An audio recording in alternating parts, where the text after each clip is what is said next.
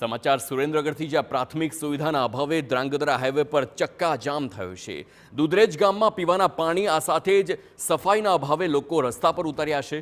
સ્થાનિકોએ ચક્કાજામ કરતા હાઈવે પર ટ્રાફિક જામ સર્જાયો। પોલીસ અને સ્થાનિકો વચ્ચે ઘર્ષણ પણ થયું। કલેક્ટર કમિશનર સુધી રજૂઆત છતાં સમસ્યાનું નિરાકરણ નહીં।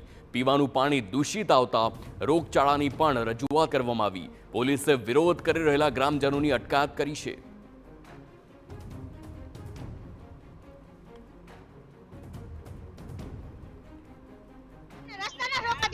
हमारा निर्णय तो लावो पड़े ने तो केम ना आवता आया ये हमारा गटरनो निर्णय आमा छोकरा मांदा पड़े है जीवाતું નીકળે છે અંદરથી ગટર સાફ કરવા કોઈ આવતું નથી હાય પાણી અને જે પાણી પીવી અમારે ગટરનું પાણી આવે છે તો કઈ તો અમારે નિર્ણય લાવવો પડે કે નહીં આમાં તમે એક ગ્લાસ પીવી તો જો તમને ખબર પડે અધિકારીઓને આવી રીતે અમે આવીએ એટલે બધા ઓલું કરો છો કે એક વખત જો આવો રસ્તામાં કેવી પોઝિશન કપડા ધોવે એવું ક્યાંય નથી ક્યાંય આરા નથી એના કરતા હતું ઈ ખોદીને મેકું તો હજી કોઈ ઉકેલ નથી કરતું કાનું એવું જો તલાવની પારે નગરપાલિકામાં જ્યાં કલેક્ટર પાસે જ્યાં કલેક્ટર